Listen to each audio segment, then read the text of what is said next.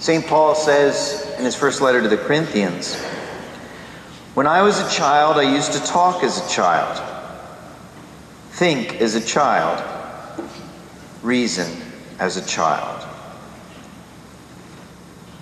Those were the good old days. The good old days kind of go home when the street lights turn on, good old days. You know, my mother saves everything. Everything. And there were 5 of us. And so I recall one day going through stuff in the basement where there are stockpiles of files and things like that. And I remember pulling out a finger painting picture that I probably did when I was in kindergarten that she had saved. And she asked me if I wanted it. And I don't know whether she wanted me to add it to my portfolio or to kind of compare my style and see how it has evolved over the years or what it was. But there were so many things she kept. And I remember going up into an area where some of my old things were. And I looked back into the closet. And there was Maurice. Now, when I was little, I had this large teddy bear. Actually, I thought it was a teddy bear. It had a black mask over its eyes and a football-shaped tail. It was actually a raccoon, which was painted like a teddy bear. But in any case, that was Maurice. And although Maurice is a man's name, she was a girl. And this was my best friend, my protector, the one who would listen to me when no one else did. This was my childhood. And I remember even starting to run away at one point. I was probably in 1st or 2nd grade. And I knew I couldn't take everything, so I left the clothes at home and I took Maurice with me, because I knew at least I would need her with me. And so as I'm up in my room and I look in this closet area and there she is, and I pull her close and just breathe in, and everything returned. For that moment, everything returned. And would that I could stay there forever, when things were so much simpler. Now her eyes, and you know, she had the eyes that the old stuffed animals used to have. You know, they had the iris and everything there, you could see it. They were scratched up a little bit. And her polyfill had shifted a little bit. And some of her fur was kind of worn down. There were stitches that were coming out. There were probably stains, you know, that from spills or whatever happened over the years. And yet she was so beautiful. She looked a lot smaller than she used to look, but she was beautiful. And all I had to do was take in the scent, and I was back. And I loved her. I truly loved her. Today, in the letter to the Corinthians, we hear about a love that we sometimes think we can't even approach. A love which is patient and kind. And I'm not going to compare any person to a stuffed animal, not by a long stretch. But the love can be comparable. Because you see, she was kind of threadbare and her eyes were scratched up and the polyfill had shifted, and I think I even loved her more than I loved her back then. And this is the love that God has for us. It's an agape love, and it's hard for us to understand because agape love is a love for something even though it is undesirable. It is a love for something even though it doesn't deserve our love. That's an agape kind of love. And I think this speaks very well of us because, you know, over the years, our eyes are going to get scratched up a little bit. And our polyfill will definitely shift in many different ways. And our covering might get a little threadbare.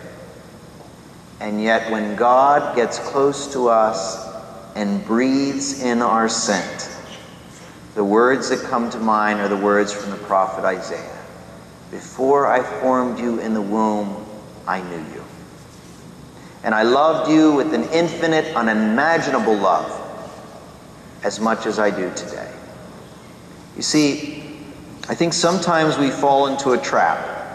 We fall into the trap of believing that change is impossible. That maybe we've gone so far in our life and our eyes are scratched and our polyfill is shifted and our skin is threadbare and we can never go back. But I imagine that if we could see ourselves the way that God sees us, then we would see possibility. That a person can, at any moment, choose to live differently. And that if we believe that a God who we cannot see, a God who created us out of love, loves us even more when we've gone away and come back to Him, then we can see the possibility of moving forward in maybe a life where we're kind of stuck, or we're at a roadblock. There's an internet forward that was sent to me quite some time ago, and please don't let this encourage you to send me internet forwards, because I have to sift through this stuff. But the internet forward was called An Interview with God, and I think it's very telling. If we ask God for the ability to see ourselves the way that He sees us, I think sometimes we would be very surprised. To think about ourselves the way that God thinks about us, I think we would be very surprised. I dreamed I had an interview with God. "So you would like to interview me?" God asked. "If you have the time," I said. God smiled. "My time is eternity. What questions do you have in mind for me?" "What surprises you most about humankind?" I asked. God answered, "That they get bored with childhood. They rush to grow up and then long to be children again. That they lose their health to make money and then lose their money to restore their health.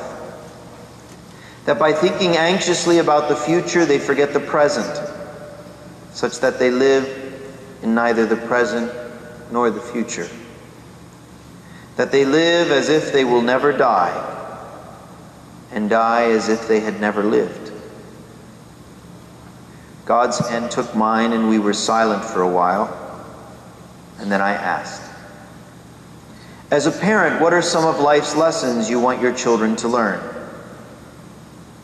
God replied with a smile, "To learn they cannot make anyone love them. What they can do is let themselves be loved. To learn that it is not good to compare themselves to others. To learn that a rich person is not one who has the most, but is the one who needs the least. To learn that it only takes a few seconds to open profound wounds in persons we love, and it takes many years to heal them. To learn to forgive by practicing forgiveness. To learn that there are persons who love them dearly, but simply do not know how to express or show their feelings. To learn that two people can look at the same thing and see it differently. To learn that it is not always enough that they be forgiven by others, but that they must forgive themselves. And to learn that I am here always with them until the end of the ages."